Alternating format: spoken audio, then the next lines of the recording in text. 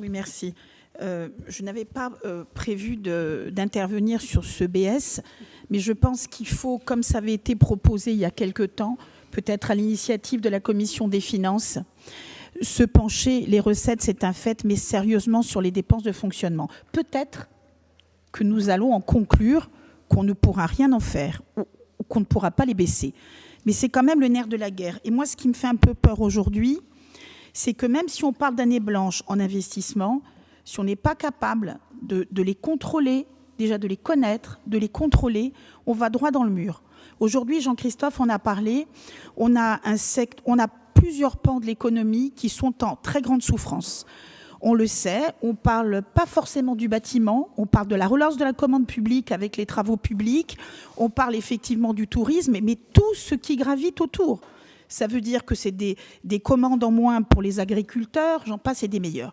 Moi, pour discuter avec plusieurs experts comptables, dont certains que Jean-Christophe connaît bien, ils sont extrêmement inquiets sur la rentrée de septembre, avec probablement des défaillances d'entreprises et une casse sociale énorme.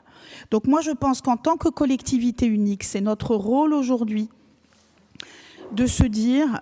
Auditons entre nous, on ne va pas encore faire appel à des cabinets, peu importe, les finances de notre collectivité et ciblons réellement des secteurs sur lesquels on peut faire des économies. On en parlait avec Alex Vinciguar.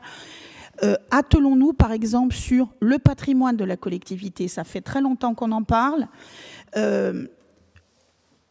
Se défaire d'un certain nombre d'immobilier, ce n'est pas forcément encourager la spéculation. C'est peut-être effectivement optimiser ce que l'on a. Est-ce qu'on est obligé de conserver des immeubles ou des propriétés qui nous coûtent un bras, excusez-moi d'être cru, et qui sont inhabités, qui sont vides? Est-ce qu'on est obligé de continuer à louer un certain nombre de bureaux où il n'y a pas grand monde? Donc moi je pense, et je me tourne vers Louis Pozzo-di-Borgo, que c'est vraiment un travail important qu'il faut faire. Et là, moi, je le dis absolument sans dogmatisme aucun, mais si nous ne réussissons pas, à maîtriser nos dépenses de fonctionnement, je crains qu'on se retrouve avec une situation financière de notre collectivité extrêmement compliquée. On en parlait avec des taux d'intérêt qui flambent, donc c'est bien beau de dire on emprunte, mais avec des 3,80 un peu plus aujourd'hui, même avec la Banque des Territoires qui permet d'emprunter sur des durées très longues, je pense qu'on va vraiment dans le mur. Donc passons en revue nos charges de fonctionnement. Peut-être qu'on va se rendre compte qu'il n'y a pas beaucoup d'économies à réaliser, mais au moins nous en aurons la certitude. Et pensons quand même à nos entreprises, qu'elles soient petites, moyennes ou même les plus grosses à l'échelle de l'île. Croyez-moi, on pressent tous sur nos territoires une rentrée de septembre qui va être extrêmement problématique.